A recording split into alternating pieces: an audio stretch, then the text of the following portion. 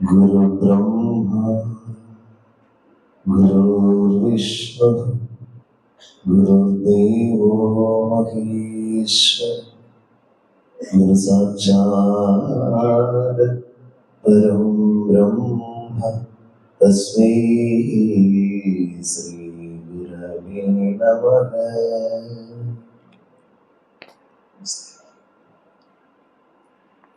സന്ധ്യയോഗം 26 November മറപ്പള്ളി ശാഖയിൽ നടക്കുന്ന 20ാമത് ശ്രീനാരായണ ദർശനോത്സവത്തിന് തുടക്കം കുറിക്കുന്ന ഈ സമ്മേളന വേദിക്ക് അധ്യക്ഷത വഹിക്കുന്ന ശാഖയുടെ ബഹുമാനായ പ്രസിഡന്റ് ശ്രീ അനിയച്ചൻ അവർക്ക് സ്വാഗതം ആശംസിച്ച ഏറെ പ്രിയങ്കരനായ ശാഖയുടെ സെക്രട്ടറി ശ്രീ സൈൻജു ടി അവർക്ക്,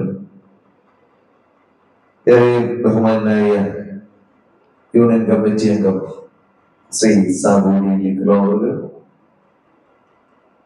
ബഹുമാനായ ശാഖയുടെ മറ്റ് മാനേജ്മെന്റ് കമ്മിറ്റി അംഗങ്ങൾ, യൂത്ത് വിങ്ങിന്റെ പ്രിയങ്കരനായ പ്രസിഡന്റ് സെക്രട്ടറി, വനിതാ സംഘത്തിന്റെ പ്രിയങ്കരനായ പ്രസിഡന്റ് സെക്രട്ടറി, മറ്റ് വനിതാ സംഘത്തിന്റെയും യൂത്ത് വിങ്ങിന്റെയും മറ്റ് പോഷക സംഘത്തിന്റെയും പ്രവർത്തകരെയും, പ്രിയമുള്ള ശാഖാംഗങ്ങളെ, സജ്ജനങ്ങളെ, ശബ്ദം വളരെ പരിതാപകരമാണ്.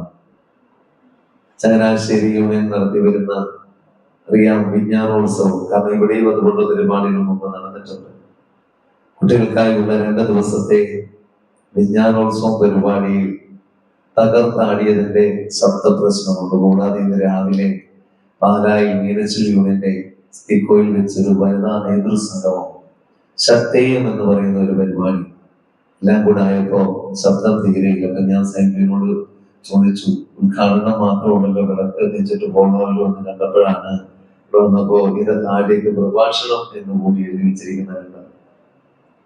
എന്തായാലും ശബ്ദത്തിന്റെ ഒരു പ്രശ്നം ഭഗവാൻ കനിയട്ടെ എന്ന് പ്രാർത്ഥിച്ചുകൊണ്ട് അല്പസമയം എന്തായാലും നമ്മളല്ലേ സംസാരിക്കാമെന്ന് വിചാരിക്കുക. പറഞ്ഞിരിക്കുന്ന വിഷയം ലളിതാശ്രമവും പഞ്ചമഹായജ്ഞവുമാണ്. അപ്പൊ അത് പറയണമെങ്കിൽ അത് എവിടുന്ന് വന്നതാണെന്നൊന്ന് പറയേണ്ടി വരും. അങ്ങനെയാണെങ്കിൽ ഇത് എന്തിനാണ് ഈ പറയുന്ന പഞ്ചമഹായജ്ഞവും ഗൃഹസ്ഥാശ്രമവും ഒക്കെ എന്തിനാണ് പഠിക്കുന്നത്, എന്തിനാണ് ഈ ശ്രീനാരായണ ദർശനോത്സവം നടത്തുന്നത് എന്ന് പറയാതിരിക്കാൻ ഉണ്ടാകുന്നത്. ശ്രീനാരായണ ദർശനോത്സവം എന്തിന്, എങ്ങനെ, ഇതൊരു വലിയ ചോദ്യമാണ്. ഈ ചോദ്യം ഞാൻ നിങ്ങളോട് ചോദിക്കുകയാണ്. ശ്രീനാരായണ ദർശനോത്സവം എന്തിന്, ഇത് നടത്തേണ്ട ആവശ്യമുണ്ടോ?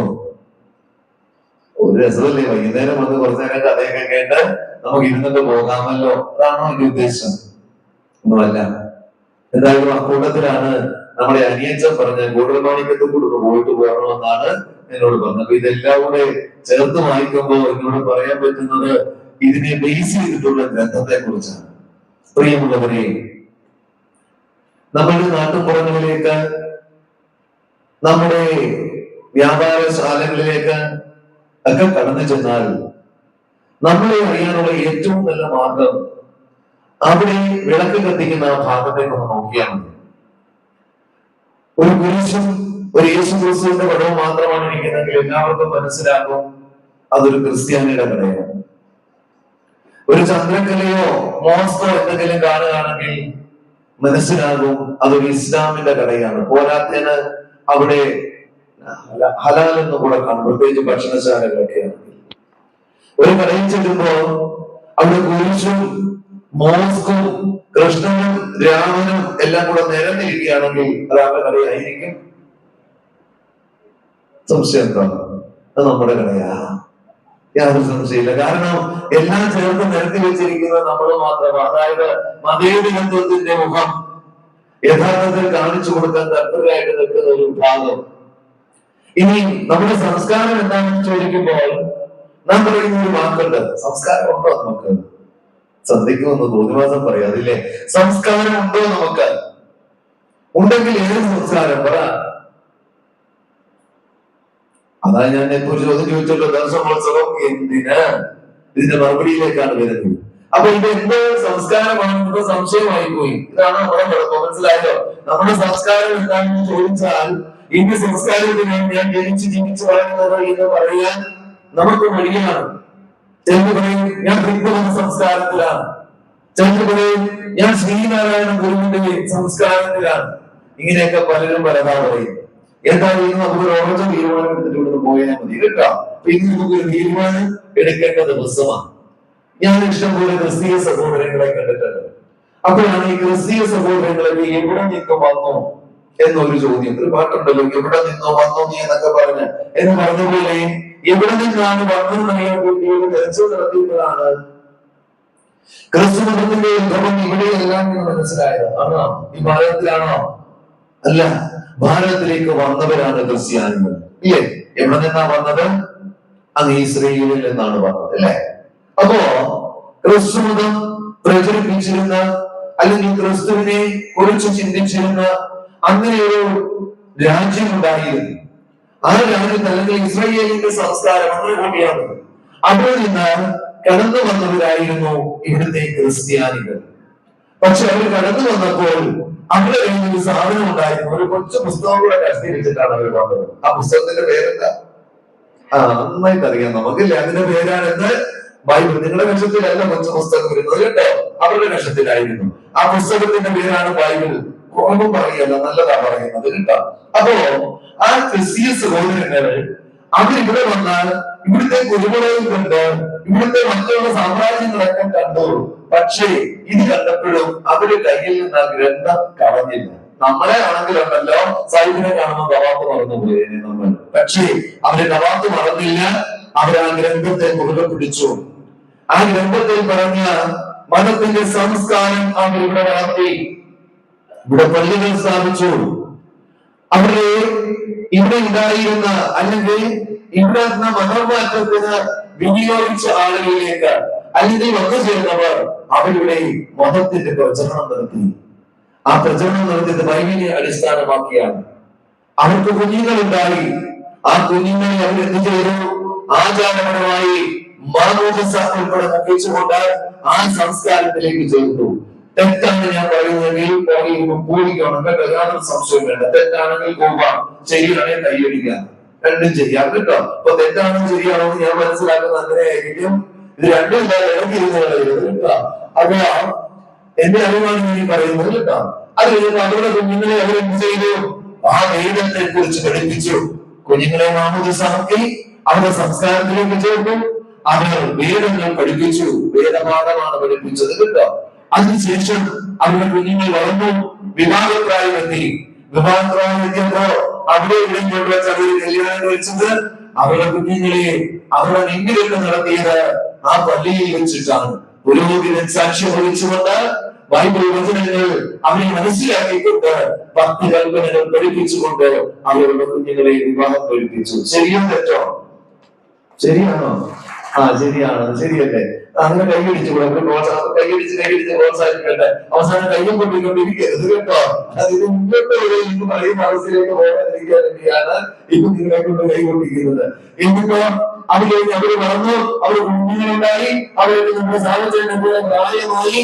എല്ലാം കഴിഞ്ഞ് അവർ മരിച്ചു കഴിഞ്ഞപ്പോ അവര് കൊണ്ടുപോയി. അവര് കമ്മ്യൂണിസ്റ്റ് പാർട്ടി ആയിരുന്നില്ല, അവർ കോൺഗ്രസ് പാർട്ടി ആയിരുന്നില്ല, അവർ BJP ആയിരുന്നില്ല, ഏത് പാർട്ടി ആയിരുന്നില്ല. അവർ തിരിച്ചപ്പോഴും അവരുടെ സംസ്കാരം നിലനിർത്തിക്കൊണ്ട് ആ പള്ളിയിലെ അന്ത്യകർമ്മങ്ങൾ ചെയ്തുകൊണ്ട് അവരെ പുരോഗതിയുടെ സാന്നിധ്യത്തിൽ അവരുടെ മരണാനന്തര കർമ്മങ്ങളും ചെയ്തു. ശരിയോ തെറ്റോ? ശരി, സമ്മതിച്ചു. രണ്ട്, ഇസ്ലാം സഹോദരങ്ങൾ ഇവിടെ ജനിച്ചു വളർന്നവരാണോ? അല്ല, മറുനാട്ടിൽ നിന്ന് വന്നതാ കേട്ടോ. അറേബ്യയിൽ നിന്ന് വന്നതാ. അറേബ്യയിൽ നിന്നാണ് കടന്നു വന്നത്. അവർ വന്നപ്പോൾ അവരുടെ കയ്യിലുണ്ടായിരുന്ന ഒരു കൊച്ചു പുസ്തകം. ഈ വന്നവർക്ക് ഒരു പുസ്തകം കൊണ്ടാണ് വന്നത്. അപ്പൊ അവരുടെ കയ്യിലുള്ള കൊച്ചു പുസ്തകത്തിന്റെ പേരാണ്, എത്ര നന്നായിട്ട് അറിയാം എന്താ? അപ്പൊ അതിന്റെ പേരാണ് ഖുർആൻ. ആ ഖുർആനുമായിട്ട് അവരിവിടെ വന്നു. അവരിവിടെ വന്ന് പലതരത്തിലുള്ള കർമ്മങ്ങളൊക്കെ ചെയ്യുന്നു. അവരിവിടെ വന്നപ്പോൾ മൂന്നുകൊണ്ട് അവിടെ വന്നപ്പോ മാനവും മനുഷ്യന്റെ യക്ഷിയൊക്കെ ഉണ്ട്. പക്ഷെ ഒരു യക്ഷി പിശാചും അവരെ കുറിച്ചില്ല. അവരെന്ത് ചെയ്തു? അവരുടേതായ സംസ്കാരത്തിൽ അടിയറച്ചു നിന്നുകൊണ്ട് അവർ മോസ്കുകൾ സ്ഥാപിച്ചു. അവർക്ക് കുഞ്ഞുങ്ങളുണ്ടായപ്പോൾ ആ കുഞ്ഞിനെ സുന്നത്തുകളെ ചെയ്തുകൊണ്ട് അവരുടെ സംസ്കാരത്തിലേക്ക് അവർ ചേർത്തു. ആ കുഞ്ഞുങ്ങളെ അവർ കൊണ്ടുപോയി മദ്രസകളിൽ കൊണ്ടുപോയി അവർ എന്ത് പഠിപ്പിച്ചു?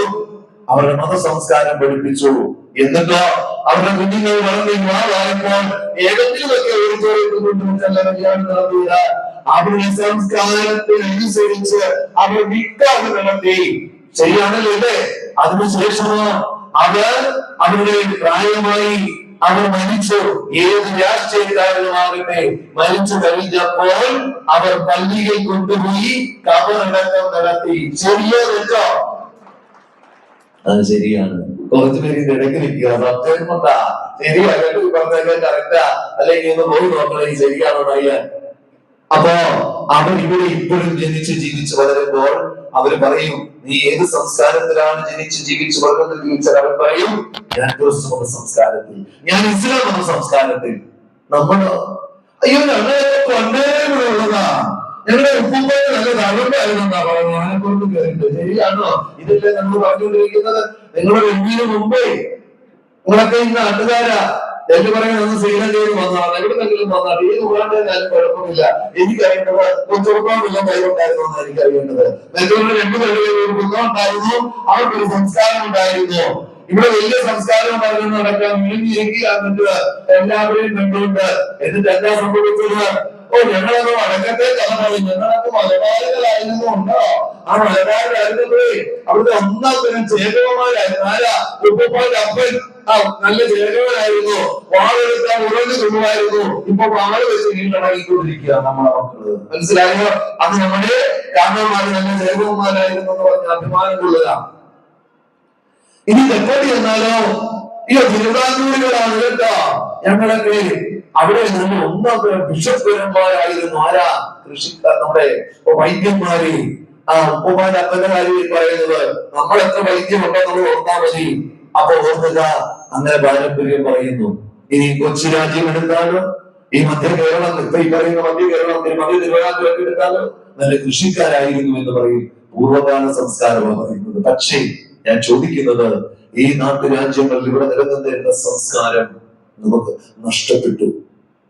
ഇന്ന് വിജ്ഞാനോത്സവത്തിന് വൈകുന്നേരം ഒരു നാടൻ പാട്ട്, ആ പാട്ട് കേൾക്കുമ്പോഴേ പറയും നോക്കി ആ പാടുന്നവര് പുലയനല്ലേ ഹരിജൻസ് അല്ലേ എന്നൊരു ചോദ്യം ചോദിച്ചു. ഞാൻ പറഞ്ഞ അതെ.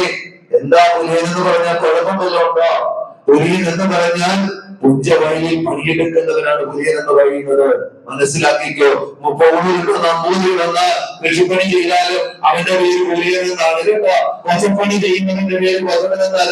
ഉണ്ടാക്കുന്നതിന്റെ പേര് അങ്ങനെ നമ്പൂരി ഉണ്ടാക്കുക, നമ്പൂരി വസവന. അത്രയും മനസ്സിലാക്കുന്നത് നന്നായിരിക്കും. എന്ത് പണി ആര് ചെയ്താലും ആ കുലപ്പണി ചെയ്യുന്നവരുടെ പേര് അത്തരത്തിൽ കൽപ്പിച്ചു. ഇവിടെ കടന്നു വന്ന രാജഭരണം കടന്നു വന്നപ്പോൾ ആ രാജ്യത്തിന്റെ ഭരണകർത്താക്കൾ ഭാരത സംസ്കാരത്തിന്റെ, ഋഷീശ്വര സംസ്കാരത്തിന്റെ, സിന്ധു നദീയുടെ സംസ്കാരത്തിന്റെ ആ പാരമ്പര്യത്തെ കാത്തു സൂക്ഷിച്ചിരുന്ന ഇന്ത്യയിലെ ഗ്രന്ഥങ്ങളെ കത്തിച്ചു കളഞ്ഞു, നശിപ്പിച്ചു കളഞ്ഞു. കുറെയൊക്കെ അടിച്ചുകൊണ്ടുപോയി. ഇന്നും വിദേശങ്ങളിൽ വൈദ്യം ഉൾപ്പെടെ ചെയ്തുകൊണ്ടിരിക്കുന്നത് ഭാരത സംസ്കാരത്തിന്റെ മതഗ്രന്ഥം വെച്ചുകൊണ്ടാണ് എത്ര പേർക്കറിയാം. ഇവിടുത്തെ വേദാരിപക്ഷത്തെ വെച്ചുകൊണ്ടാണ് അവിടെ വൈദ്യശാസ്ത്രം പുരോഗതിയിലേക്ക് എത്തിയതെന്ന് എത്ര പേർക്കറിയാം. അറിയില്ല നമ്മുടെ മക്കൾക്ക്. എന്നിട്ട് നമ്മുടെ മക്കളെല്ലാവരും പുറകിൽ നടക്കുക. ഓർക്കണം, സംസ്കാര സമ്പന്നമായിരിക്കുന്ന ഈ നാട്ടിൽ രാജഭരണ വാഴ്ചയുടെ കാലഘട്ടത്താൽ രാജനീതി നടപ്പിലാക്കിയപ്പോൾ കുലപ്പണികൾ ചെയ്യുന്നവരെ അത്തരത്തിൽ കുലത്തെ ജാതിയുമായി കൽപ്പിച്ചുകൊണ്ട് ശ്രദ്ധകളിലൂടെ അടിച്ചമർത്തപ്പെട്ടു. അങ്ങനെ നമ്മളെ സംസ്കാര ശൂന്യരാക്കി. മിണ്ടാതിരുന്നവരോട് കൈകൊണ്ടിയവരുമുണ്ട്, ചിലപ്പോ ചിരിച്ചവരുമുണ്ട്. ആയിക്കോട്ടെ. പക്ഷെ ഒന്നും ചെയ്യാതിരുന്നവരോട് എന്താ കുഴപ്പമെന്നറിയാവോ?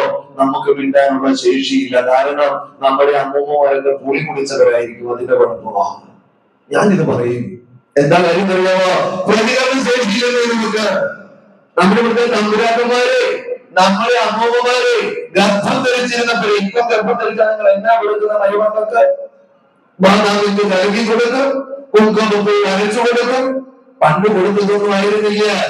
നമ്മുടെ അമ്മൂമ്മമാരെ ഗർഭം ധരിച്ചപ്പോ അമ്പുരാക്കന്മാരെ നിർബന്ധിച്ച് കൊടുപ്പിച്ചു.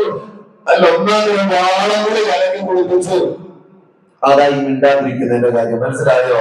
ആ ഗുണമെല്ലാം നഷ്ടപ്പെട്ടു പോയി, മന്ദബുദ്ധികളുമായി. അങ്ങനെ മന്ദബുദ്ധികളായ ഒരു തലമുറയെ വാർത്തെടുത്തു. ആ മന്ദബുദ്ധികളായ തലമുറയുടെ ഉദയശേഷി നഷ്ടപ്പെടുത്താൻ ശ്രമിച്ചോ. എന്നാൽ കുടിക്കാതെ ശേഷിയുള്ളതിനൊക്കെ കുറെ പേരൊക്കെ ഉണ്ടായിരുന്നേ. അങ്ങനെയുള്ള പൂർവ്വകാല സൂര്യകൾ അതിനെ കച്ചുടച്ചുകൊണ്ട് സമൂഹത്തിലുണ്ടായി ദുരവസ്ഥയ്ക്ക് മുന്നിൽ കേട്ടിട്ടുണ്ടായിരിക്കും. ആറാട്ടുപുഴ വേലായുധപ്പണിക്ക് ഉൾപ്പെടെയുള്ള ശ്രേഷ്ഠരായ ആളുകളെ കുറിച്ച് നിങ്ങൾ കേട്ടിട്ടുണ്ടായിരിക്കും. എന്നാൽ രാജശാസനം നടപ്പിലാക്കി വന്നപ്പോൾ ഒന്നും പിടിച്ചു നിൽക്കാതെയായി.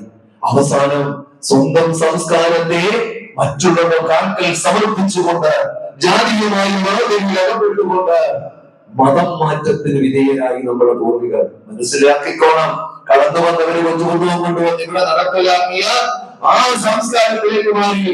ക്രിസ്ത്യ സഹോദരങ്ങളെ വിളിച്ചിട്ട് ഒരു ട്രീ ഉണ്ടാക്കണം. നിങ്ങൾ എന്നാ ട്രീ? ക്രിസ്മസ് ട്രീ അല്ല. എന്താണ് അറിയാമോ? നിന്റെ അപ്പന്റെ പേരെടുക്കുക, അപ്പന്റെ പേരെടുക്കുക, ആ അപ്പന്റെ പേരെടുക്കുക, എന്നിട്ട് അവരെ വിളിക്കുക, അവരുടെ അപ്പൂപ്പന്റെ പേരെടുക്കുക. രണ്ടും ഒന്നായിരിക്കും മിക്കവാറും. സംശയമൊന്നുമില്ല. എന്താണെന്നറിയാമോ? ഇവിടെ മതപരിവർത്തനം നടന്നു. സ്വന്തം സംസ്കാരം നശിച്ചു പോയപ്പോൾ നിലനിൽപ്പില്ലാതെയായി പോയി. ഓർക്കുക, ചെറിയ ഒരുക്കി ഒഴിച്ചു, അന്ധതയിൽ ആണ്ടുപോയി, ബോധമില്ലാത്ത ഒരു തലമുറയെ സൃഷ്ടിക്കപ്പെട്ടു. മാറി മരങ്ങളും നോക്കുമെങ്കിൽ 100 വർഷം മുമ്പ് ഇവിടുത്തെ ഇരുന്നെങ്കിൽ ഈ മഴയപ്പള്ളി സാധന സ്ത്രീകളൊക്കെ എങ്ങനെയായിരിക്കും ഇരിക്കുന്നതെന്ന് ഓർമ്മ നോക്കി, മാറി മറക്കാതിരിക്കുന്ന അവസ്ഥ ഓർമ്മ നോക്കി ചിന്തിക്കാൻ പറ്റുന്നുണ്ട്. എന്നിട്ട് നമ്പൂതിരിമാര് കൊടുക്കുന്നത് നോക്കും. എന്തിനാണെന്നറിയാമോ? കരണ്ട് ഇരിക്കാൻ. എന്തിന്റെ കരവാണെന്ന് ഞാൻ പറയണ്ടല്ലേ? അപ്പോ ഇതായിരിക്കുന്ന പെട്ടെന്ന് അവസ്ഥ. ഈ ദുരവസ്ഥയിൽ നിന്ന് ഈ സമൂഹത്തെ രക്ഷിച്ചേ മതിയാകും. ആ കാലഘട്ടത്തിലാണ് മഹാഗുരുവിന്റെ അവതാരം. ഇന്ന് സാമൂഹികമായി സംസ്കാരത്തിലുണ്ടായിരുന്ന ക്ഷേത്രങ്ങളെല്ലാം പിടിച്ചെടുത്തുകൊണ്ട് ബുദ്ധപാരമ്പര്യങ്ങൾ ഉൾപ്പെടെ ഉണ്ടായിരുന്ന ആ സംസ്കാരത്തെ എല്ലാം നശിപ്പിച്ചുകൊണ്ട് ആര്യന്മാരുടെ വരവിലൂടെ കടന്നുകൂടിയ ആ സംസ്കാരം, അത് ഇവിടെ ജാതിയുടെ മതത്തിന്റെ വർഗത്തിന്റെ വിവേചനമുണ്ടായി. ആ ജാതി വന്നതിനാൽ ശൂദ്രനും ധാരിയായി പോയ, മിണ്ടുവാൻ പോലും നടക്കുവാൻ പോലും സ്വാതന്ത്ര്യമില്ലാതിരുന്ന ഒരു പരമ്പര ഇവിടെ ഉണ്ടായി എന്ന യാഥാർത്ഥ്യം നിങ്ങൾ തിരിച്ചറിയണം. ആ കാലഘട്ടത്തിലാണ് മഹാഗുരു ജനിച്ചത്. മഹാഗുരുവിന്റെ ജനനശേഷം ഞാൻ ഇച്ചിരി മുന്നോട്ട് പെട്ടെന്ന് ചാടുക. നിങ്ങൾക്കറിയാം, SNDP യോഗത്തിന്റെ സമാരാധനായിരുന്ന ജനറൽ സെക്രട്ടറി, ആദ്യത്തെ ജനറൽ സെക്രട്ടറി കുമാരനാശാൻ. തൊട്ടുകൂടാത്തവർ, തീണ്ടിക്കൂടാത്തവർ, ദൃഷ്ടിയിൽപ്പെട്ടാലും ദോഷമുള്ളൂ, കെട്ടില്ലാത്തോ തമ്മിലുണ്ണാത്തോ ഇങ്ങനെ ഒട്ടകോ ജാതിക്കോമരങ്ങൾ എന്ന് പാടിയ നാട്. ഓർക്കണം, പരസ്പരം മനുഷ്യന് ഭ്രഷ്ട കൽപ്പിക്കുന്ന നാട്. ഒരു സംസ്കാരത്തിലും ജീവിക്കാനാവാതെ അങ്ങോട്ടും ചാടി ഇങ്ങോട്ടും ചാടി, ഇച്ചിരി ക്രിസ്ത്യാനിയുടെയും ഇച്ചിരി ഇസ്ലാമിന്റെ ഇച്ചിരി നമ്പൂതിരിയുടെ ഇച്ചിരി നായരുടെ, അങ്ങനെ പല സംസ്കാരത്തിൽ അടിമപ്പെട്ടു പോയ ഒരു മഹാജനത. ആ മഹാജനതയുടെ ദുരവസ്ഥ കണ്ടുകൊണ്ട് ഭഗവാനോട്, ശ്രീനാട് ഗുരുപാദങ്ങളോട് തന്റെ ശിഷ്യജനങ്ങൾ ചോദിച്ചു, അല്ലയോ ഭഗവാനെ, ഈ നാട്ടിലെ ദുരവസ്ഥകൾ കാണുന്നില്ലേ? മനുഷ്യന് തീണ്ടൽ കൽപ്പിച്ചിരിക്കുന്നു. മനുഷ്യന് മേൽവസ്ത്രം ധരിക്കാൻ പറ്റുന്നില്ല, നല്ല പേരിട്ട് വിളിക്കാൻ പറ്റുന്നില്ല. ജാതിയുടെ പേരിൽ, മതത്തിന്റെ പേരിൽ, വർഗത്തിന്റെ പേരിൽ, മതത്തിന്റെ ഒക്കെ പേരിൽ മനുഷ്യത്വം നഷ്ടപ്പെടുത്തിയിരിക്കുന്നു. ഈ മനുഷ്യനെ സംസ്കാര സമ്പന്നമായി ധർമ്മത്തെ ഉയർത്തുവാൻ അങ്ങ് ഉപദേശം നൽകിയാലും, പ്രിയമുള്ളവരെ, സംസ്കാരം നഷ്ടപ്പെട്ട് ഒരു സംസ്കാരവും എടുത്തു പറയാൻ സാധ്യമല്ലാതെ, മിണ്ടാൻ പാടില്ലാതെ ശേഷി നഷ്ടപ്പെട്ട, ഇന്നിവിടെ മിണ്ടാതിരുന്നവർക്കുള്ള ഒരു കൊണ്ടുകൂടാണെന്ന് വെച്ചു, ആ സംസാര ശേഷി പോലും നഷ്ടപ്പെട്ടു പോയ ഒരു മഹാജനതയ്ക്ക് വേണ്ടി ശ്രീനാട് ഗുരുപാദങ്ങൾ ഒരു നിയമ സംഹിത ഉണ്ടാക്കി കൊടുത്തു. ഇപ്പൊ ക്രിസ്ത്യാനിയുടെ കാര്യം പറഞ്ഞ പോലെ, ഇസ്ലാമിന്റെ കാര്യം പറഞ്ഞ പോലെ, നീ എങ്ങനെ ഒരു കുഞ്ഞിനെ ജനിപ്പിക്കണം? വെള്ളമൊടിച്ച 4 കാലിൽ വന്ന് വേണോ കുഞ്ഞിനെ സൃഷ്ടിക്കാൻ? അതോ ഭാര്യ ഭർത്താവോടെ യുദ്ധം ചെയ്ത് വിജയിച്ചിട്ട് വേണോ കുഞ്ഞിനെ ജനിപ്പിക്കാൻ? അതോ നല്ല സമയം നോക്കി കുഞ്ഞിനെ ജനിപ്പിക്കണം? അങ്ങനെ ഒരു മനുഷ്യ കുഞ്ഞിനെ എങ്ങനെ ജനിപ്പിക്കണമെന്ന് പഠിപ്പിച്ചു.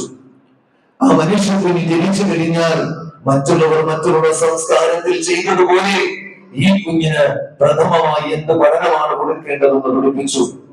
അവന്റെ ഗർഭാശയ കാലഘട്ടം, അവന്റെ ശൈശവം, അവന്റെ ബാല്യം, അവന്റെ കൗമാരം, ഈ കാലഘട്ടത്തിൽ ബ്രഹ്മചര്യാശ്രമം എങ്ങനെയായിരിക്കണമെന്ന് പറഞ്ഞു കൊടുത്തു. ഗൃഹസ്ഥ ജീവിതം നയിച്ചു തുടങ്ങേണ്ടത് എങ്ങനെയാണെന്ന് പറഞ്ഞു കൊടുത്തു.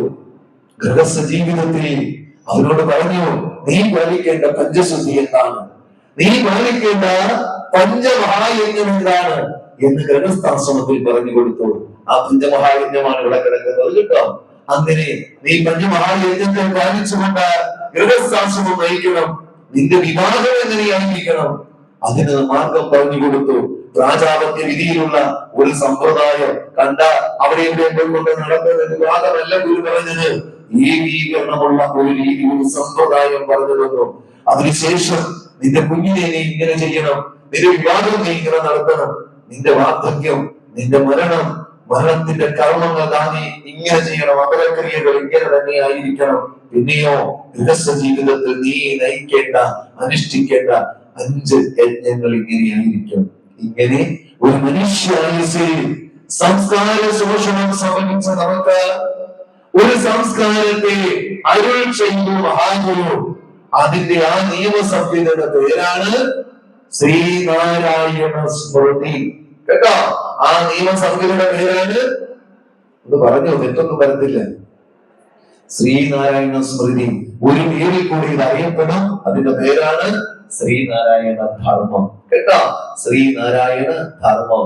അങ്ങനെയാണ് ഞാൻ ചോദിക്കട്ടെ, സംസ്കാരശൂന്യരായി പോയി നമുക്ക് ഒരു പുതിയ സംസ്കാരത്തെ ഒരു വാർത്തെടുത്തു തന്നതാണ് എന്ത്? ശ്രീനാരായണ ധർമ്മം. നിങ്ങളുടെ നാട്ടിൽ വണ്ടി ഓടിക്കുന്നവരെയാണോ അതോ വണ്ടിയുടെ കഴിപ്പെടുക്ക പോയിരുന്ന ഫോട്ടോ എടുക്കുന്നവരെയാണോ ഡ്രൈവർ എന്ന് വിളിക്കുന്നത്? പറ. വണ്ടി ഓടിക്കുന്നവരെ അല്ലേ? വണ്ടി ഓടിക്കണ എന്തറിയണം? ഡ്രൈവിംഗ് അറിയണം. നിങ്ങളൊക്കെ ഈ ശ്രീനാരായണ എന്ന് പറഞ്ഞ് കേൾക്കാമല്ലോ. ഗുരുവിന്റെ അടുത്ത് പോയി ഫോട്ടോ എടുക്കുന്നവരുടെ പേരാണോ ശ്രീനാരായണീയര്? ആണോ? അല്ല. ഗുരു പകർന്നു നൽകിയ ഈ ശ്രീനാരായണ ധർമ്മത്തെ പഠിച്ച് അനുഷ്ഠിക്കുന്നവരുടെ പേരാണ് ആര്? ശ്രീനാരായണീയർ. മനസ്സിലായോ? എന്റെ അച്ഛനും അമ്മയും ഈഴവരായതുകൊണ്ട് അവിടെ ഗുരുവിന്റെ ഫോട്ടോ എണ്ണി വെച്ചതുകൊണ്ട് ഞാനല്ല ശ്രീനാരായണ നടക്കുക. വണ്ടി ഇടിക്കരുത്, ഇടിച്ചു താഴെ വീഴും. മനസ്സിലായോ? കൂടുതൽ മണിക്കത്തിൽ നിന്ന് പുറത്തു വന്നുള്ള കാരണം കൊണ്ട് ഇടിക്കുകയോ ഡ്രൈവിംഗ് അറിയാതെ വണ്ടി ഇടിക്കാൻ പോകുന്ന അവസ്ഥയായി പോയി. ഇടിക്കുകയോ ഇവിടുത്തെ സമൂഹത്തിന്റെ വ്യവസ്ഥീകരണമായിരുന്നു. ഇനി ക്ഷേത്രങ്ങളിലേക്ക് ഇടിച്ചു കയറുന്നവർ ഓർത്തുകൊള്ളുക. ഓരോ എല്ലാ അപ്പന്മാരും കാണാൻ ഗേറ്റുമാരുടെ അപ്പനുണ്ട്, തിരുനക്കര അപ്പനുണ്ട്, അങ്ങനെ ഒത്തിരി അപ്പന്മാരുണ്ട് നടക്കുന്നത്. ഓരോ അപ്പനും നമുക്കില്ലായിരുന്നു. ആ സമയത്താണ് ശ്രീനന്ദഗുരുപാദങ്ങൾ, ശ്രീനാരായണ സംഹിത, ശ്രീനാരായണ സ്മൃതി, ശ്രീനാരായണ ധർമ്മം നമുക്ക് ഉപദേശിച്ചത്. ആ ശ്രീനാരായണ ധർമ്മത്തെ പഠിച്ച് പരിപാലിക്കുന്ന യോഗത്തിന്റെ പേരാണ് ശ്രീനാരായണ ധർമ്മ പരിപാലന യോഗം. മനസ്സിലായോ? അത് പരിപാലിക്കാനാണ് 26-ാം നമ്പരായിട്ട് ശ്രീനന്ദഗുരുപാദങ്ങൾ നിങ്ങൾക്കൊരു സർട്ടിഫിക്കറ്റ് തന്നത്. ആണോ? അപ്പൊ ഇത് പാലിക്കേണ്ടത് ആരാ? ഞങ്ങളൊക്കെ ഇതിന് കഴിഞ്ഞ് പാലിച്ചാൽ 3736 നമ്പര് ഗുരുവിന്റെ കൈകൾ. നിങ്ങൾ ഗുരുവിന്റെ കൈകൾ മേടിച്ചവരാ. ഓർക്കണം. അപ്പൊ നിങ്ങൾ നിർബന്ധമായിട്ട് പാലിച്ചിരിക്കണം. എന്റെ മുന്നിൽ ഗുരുദേവൻ ഒരു ലൈസൻസ് തന്നിട്ടുണ്ട്, ഒരു സർട്ടിഫിക്കറ്റ്, എന്തിന് സർട്ടിഫിക്കറ്റ്? എനിക്ക് വണ്ടി ഓടിക്കാൻ അറിയത്തില്ലേ? അതുകൊണ്ട് ഈ ധർമ്മത്തെ പഠിക്കാതെ വണ്ടി ഓടിക്കരുത്, ധർമ്മത്തെ പഠിക്കാതെ കുടുംബജീവിതം നയിക്കരുത്, ധർമ്മത്തെ പഠിക്കാതെ കുഞ്ഞുങ്ങളെ സൃഷ്ടിക്കരുത്. ഇപ്പൊ മനസ്സിലായത് നമ്മുടെ കുഞ്ഞുങ്ങളൊക്കെ നല്ലൊരു പോകുന്നത് എന്തുകൊണ്ടാണെന്ന്? മനുഷ്യർക്ക് പഠിച്ചില്ല. നമ്മൾ കൂടി കുടിച്ചവരില്ലാത്ത കാര്യം എപ്പോഴും ഇച്ചിരി ക്രിസ്ത്യാനിയെ പോലെ ചെയ്യും, ഇച്ചിരി ഇസ്ലാമിനെ പോലെ ചെയ്യും, ഇച്ചിരി ഹിന്ദുക്കളെ പോലെ ചെയ്യും. എല്ലാം ചെയ്തപ്പോൾ നമ്മുടെ കുഞ്ഞുങ്ങളോ 3 വർഷത്തിൽ പെടാത്തവരായിക്കൊണ്ടിരിക്കുക, ഒരു ബോധമില്ലാത്തവരായിക്കൊണ്ടിരിക്കുക. ഇതാണ് അവസ്ഥ. നിങ്ങൾ ചിന്തിച്ചു പോയി. മതബോധം എന്ന് പറയുന്ന അഭിപ്രായ ബോധമാണ്, സംസ്കാര ബോധമാണ്. മത പുരോഹിതന്മാർ എന്റെ മതം മാത്രമാണ് ശരി എന്ന് പറയുമ്പോൾ ഗുരു പറയുന്നത് പരമതസാരവും ഭീകരമെന്നാണ്. നിങ്ങൾ തിരിച്ചറിയണം. ഗുരുവിന്റെ സംസ്കാരം ജാതിക്കും മതത്തിനും അതീതമായ സംസ്കാരമാണ്. അതുകൊണ്ടാണ് നമ്മളൊക്കെ എല്ലാവരെയും സ്വീകരിക്കാൻ, എല്ലാവരെയും ഫോട്ടോ വെക്കാനുള്ള മനസ്സ് കാണിക്കുന്നത്. പ്രിയമുള്ളവരെ, അത്തരത്തിൽ മനസ്സ് കാണിക്കുന്ന നമുക്ക് ഇന്ന് ഇസ്ലാമിൽ നിന്നും ഉണ്ടായ ഒരു വലിയ വിപത്ത്, പത്രികയിൽ നിന്നും ഉണ്ടായ ഒരു വലിയ വിപത്ത്, ഇതൊക്കെയാണ് ഇന്നത്തെ 6 കാര്യം ചർച്ചാ വിഷയങ്ങൾ. ഏകനായി ഒരു അമ്മയുടെ വയറ്റിൽ ജനിച്ചതിന്റെ പേരിൽ ഇതാ കൂടുതൽ മാണിക്യം ക്ഷേത്രം നമ്പൂതിരികൾ കൊണ്ടത്തെ എന്ന് ഓണോര് വലിച്ചു കിട്ടിയ നമ്പൂതിരികൾ ഇതാ ഒരു മകനെ പുറത്താക്കി. അതാണ് കൂടുതൽ മാണിക്യത്തിന്റെ അവസ്ഥ. അത് തെറ്റാണെന്ന് നമ്മൾ പറഞ്ഞു. എല്ലാ നമ്പൂതിരികളെയും കുറിച്ച് പറയുന്നില്ല കേട്ടാ. പക്ഷേ ഇപ്പോഴും മനസ്സിലെ ജീവന്തത മാറാത്തവർ ഇപ്പോഴുമുണ്ട്. അതിന്റെ ഉത്തമ ഉദാഹരണമാണ് കൂടുതൽ മാണിക്യം. വാസവൻ ചേട്ടൻ നമ്മളെ പറഞ്ഞ വാർത്തയാണ് ഇന്നും ജീവനത മാറാത്ത. അവിടെ കുമാരനാശാൻ ഒരിക്കൽ മാതങ്കിയെയും ഇല്ലേ അതോടൊപ്പം തന്നെ ബുദ്ധഭിക്ഷുവായ ആരോഗ്യയിൽ കേട്ടുകൊണ്ട് സംസാരിച്ചു. അവിടെ ജാതിയുടെ അതിർവരമ്പുകൾ കടന്ന് അവിടെ രണ്ടുപേരും സംയോജിക്കുന്ന അവസ്ഥ. എന്തിനായിരുന്നു അത്? ഓർത്തു നോക്കുക. മാമ്പഴ എന്തായിരുന്നു? അന്തർജനവും ഒരു പുലിനുമായിട്ടുള്ള അടുപ്പം. എന്ന് ചിന്തിച്ചു പോയി. ഇങ്ങനെ ഓരോ കാര്യങ്ങളും സവിസ്തരം പറഞ്ഞതിന്റെ പേര് അന്നും ഇത് തന്നെയായിരുന്നു അവസ്ഥ. നമ്മളെ പുറത്താക്കുക. ഇന്നും കുമാരനാശാന്റെ മരണം അത് മനഃപൂർവ്വമാണെന്ന് പറയുന്ന കാലഘട്ടമാണ്. ഇന്നും ഏടുകൾ എണ്ണിയിട്ട് തിരിച്ചറിയാത്ത തെളിയാത്ത മരണമാണ് റിലീവ് ബോർഡ് മനസ്സിലാക്കിക്കൊള്ളുക. കാര്യം എന്താ? അവിടെ ആ വോട്ട് പോയ ചാലിൽ താഴെ പണം വഹിച്ചു കിട്ടിയിരുന്നു. കാരണം എന്താ? മാപ്പളയെ കുറിച്ച് ദുരവസ്ഥയിലൂടെ കുമാരനാശാൻ മുഹമ്മദീയ എന്ന പേരെടുത്തുകൊണ്ട് ശക്തമായി എഴുതിയതിന്റെ പേരിൽ മരണമുണ്ടായി. ഇന്ന് നിങ്ങൾ ഓർത്തു നോക്കിക്കേ. ഇന്നലെ നമ്മുടെ ജനറൽ സെക്രട്ടറി ഒരു സത്യം തുറന്നു പറഞ്ഞു. എന്ത് തെറ്റാണ് പറഞ്ഞത്? ഞാനൊരു വേദിയിൽ വെച്ച് പറഞ്ഞു, ഇവിടെ ഗവൺമെന്റ് സ്കൂളിൽ പഠിച്ചിട്ടുള്ളവർ, ഗവൺമെന്റ് സ്കൂളിൽ പഠിച്ചിട്ടുള്ളവർ ഉണ്ടല്ലോ അല്ലേ? ഉണ്ട്. ഞാൻ ഗവൺമെന്റ് സ്കൂളിലാണ് പഠിച്ചത് കേട്ടോ. അല്ലാതെ ഒരു മോസ്കോയിലും അല്ല പഠിച്ചത്, ഗവൺമെന്റ് സ്കൂളിലാണ്. ഞാൻ ചോദിക്കട്ടെ, ഗവൺമെന്റ് സ്കൂളിൽ നമുക്ക് ഏറ്റവും കൂടുതൽ ഇന്റർവ്യൂല് കിട്ടുന്ന ദിവസം ഏതാണ്? വെള്ളിയാഴ്ച. എന്റെ ശുക്രനായതുകൊണ്ടാണോ? അതോ ദേവിയുടെ ദിവസം ആയതുകൊണ്ടായിരുന്നോ? അല്ലല്ലോ. ഞാൻ പഠിച്ചത് ചങ്ങനാശ്ശേരി ഗവൺമെന്റ് സ്കൂളിലാണ്. എന്റെ ക്ലാസ്സിൽ ഏറ്റവും കൂടുതൽ മറ്റു മതസ്ഥരാ. പക്ഷേ അവിടെ 5 or 7 കുട്ടികൾ ഇസ്ലാം കുട്ടികൾ ഉണ്ടായിരുന്നു. അന്ന് എനിക്കറിയില്ല. പക്ഷേ വെള്ളിയാഴ്ച ദിവസം 12 ആകുമ്പോൾ കണ്ടിരിക്കും 2:30 ക്ലാസ് തുടങ്ങും. അപ്പോഴാണ് നമ്മൾ എന്ത് ചെയ്യും? എന്തൊരു സന്തോഷമാണ്. കാരണം എന്താ? ഇന്റർവ്യൂ വന്നതിന്റെ സന്തോഷമാ. ഇട്ടാ ഉടനെ ഓടുവാ. കുട്ടി കളിക്കുക എന്നൊക്കെ കളിയായിരുന്നു അറിയാമോ? പക്ഷേ ആ ക്ലാസ്സിൽ ഉണ്ടായിരുന്ന 5 or 7 ഇസ്ലാം കുട്ടികളെ ഉണ്ടായിരുന്നു. അവര് തൊട്ടപ്പുറത്ത് പഴയ പള്ളിയിലേക്ക് പോകും. വിദ്യാഭ്യാസത്തോടൊപ്പം അവന്റെ മതപഠനവും പ്രാർത്ഥനയും നിസ്കാരവും നടത്തി. ശരിയാണോ ഞാൻ പറഞ്ഞത്? തെറ്റാണോ? ശരിയാണല്ലോ. സ്കൂളിൽ പോയവരുണ്ട്. സ്കൂളിൽ പോയവരെല്ലാരും ഗവൺമെന്റ് സ്കൂളിൽ പോയവരുണ്ടെന്നാ പറഞ്ഞത് കേട്ടാ. അപ്പൊ അവർക്കത് മനസ്സിലാവും. പക്ഷെ അതിലൊന്നും അറിയില്ല. കാലം കഴിഞ്ഞപ്പോഴാണ് മനസ്സിലായത്. അവരുടെ വിദ്യാഭ്യാസത്തോടൊപ്പം മതപഠനവും നടത്തി. നമ്മൾ വിദ്യാഭ്യാസത്തോടൊപ്പം കല്ലെറിഞ്ഞ് പഠിച്ചു, മാവേലി കുറഞ്ഞു, കുട്ടിയും പോലും കളിച്ച് പഠിച്ചു. അവരും വളർന്നു, നമ്മളും വളർന്നു. അവർ പഠിച്ച് വളർന്ന് കളക്ടറായി, MLA ആയി, മറ്റു പല സ്ഥാനങ്ങളിലേക്ക് വന്നു. നമ്മളും പഠിച്ചു വളർന്നു. എന്താണെന്ന് ഞാൻ പറയുന്നില്ല. അവര് പഠിച്ചു വളർന്ന് MLA ആയി, മന്ത്രിയായപ്പോൾ നമുക്കുള്ളത് ഞമ്മക്ക്. കാര്യം എന്താ? അവൻ എത്ര പഠിച്ചാലും അവന്റെ മനസ്സിൽ അതേ തരത്തിലും വരില്ല. കാര്യം എന്താണെന്നറിയാമോ? അവൻ വിദ്യാഭ്യാസത്തോടെ ഇന്നും കൂടെ കൊടുത്തുകൊണ്ടേയിരുന്നു. ആ മതപഠനവും. ഓർക്കുക, 52 കുട്ടികളുള്ള എന്റെ ക്ലാസ്സിൽ 45 കുട്ടികൾ മറ്റു മതസ്ഥർ. 7 കുട്ടികൾക്ക് വേണ്ടി എന്റെ എന്തോരം സമയം ഞാൻ കളഞ്ഞിട്ടുണ്ടോ എന്ന് നോക്കുക.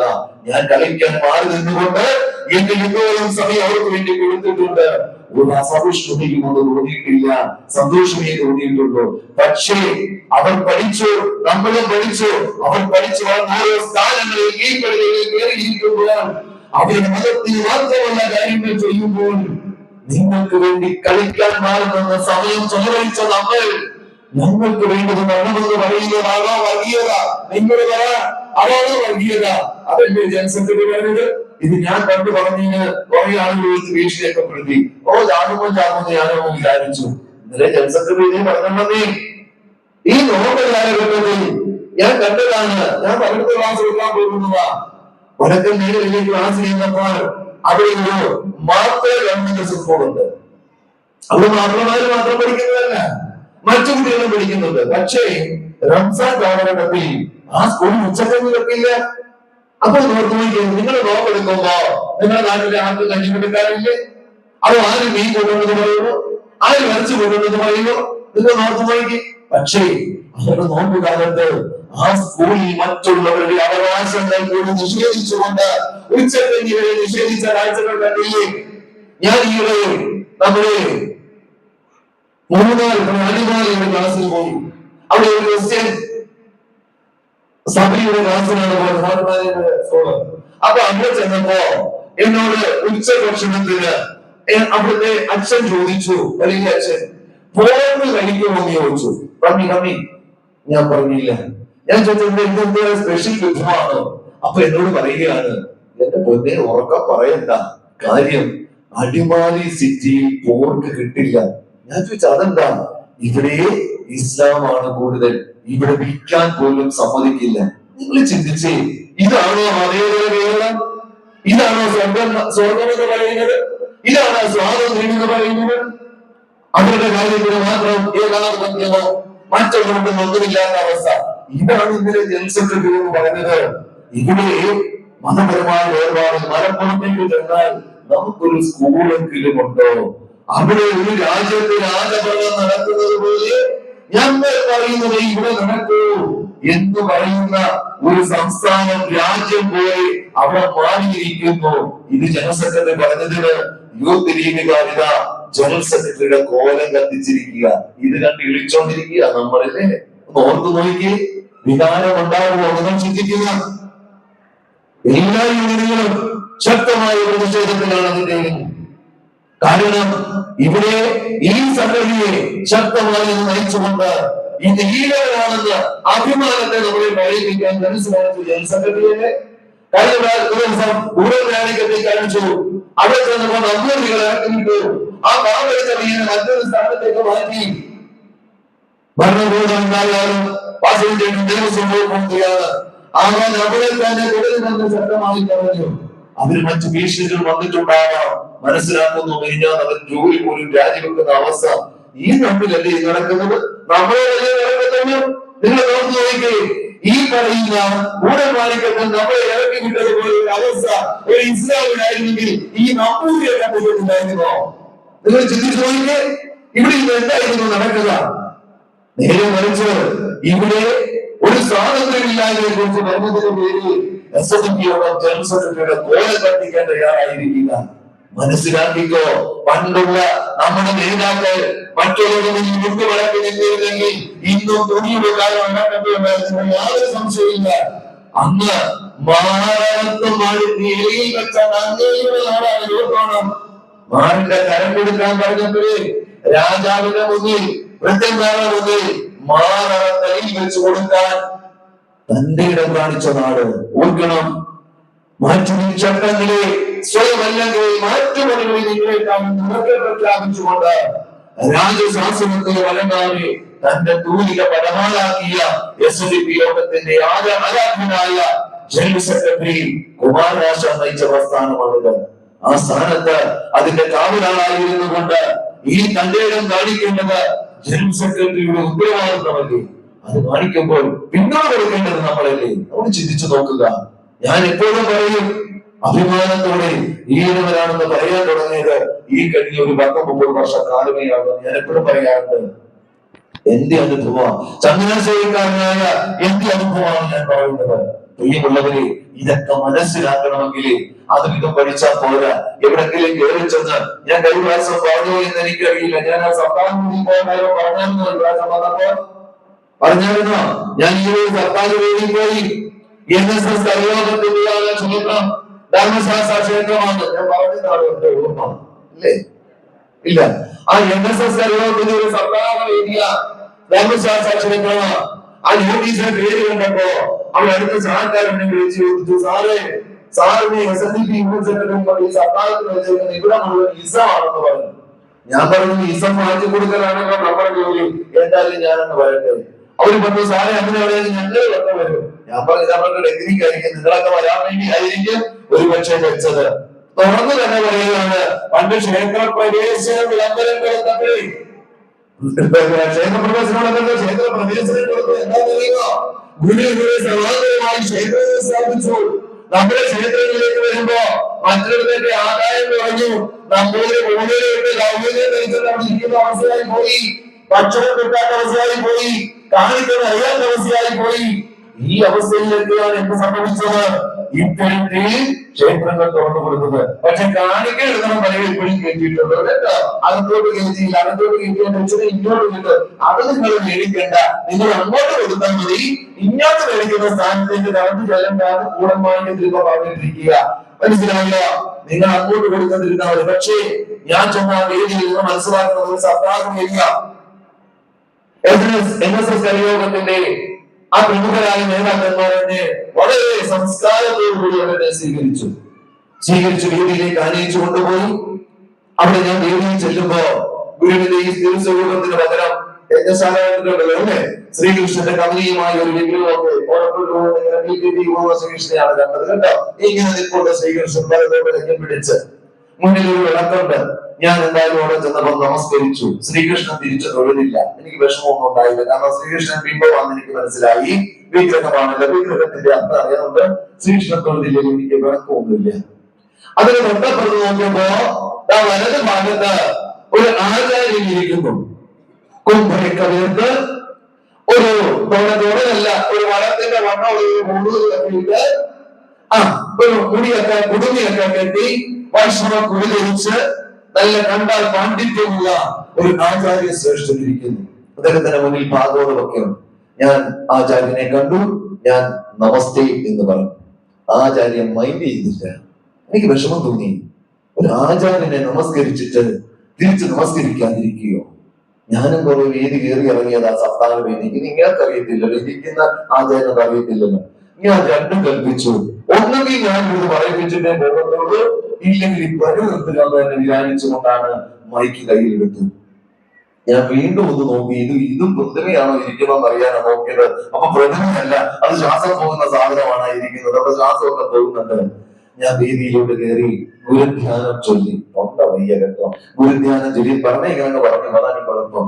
അപ്പൊ എന്തായാലും രണ്ടാമത് ഞാൻ ചൊല്ലി, ഓങ്കാരമായ ഒരു മോഹനായി പിരിഞ്ഞുടെ അകാരമായതിനൊരാൾ തന്നെ സാക്ഷിയത് ബോധം വെളുത്തുവതിനാരായണായനമോ.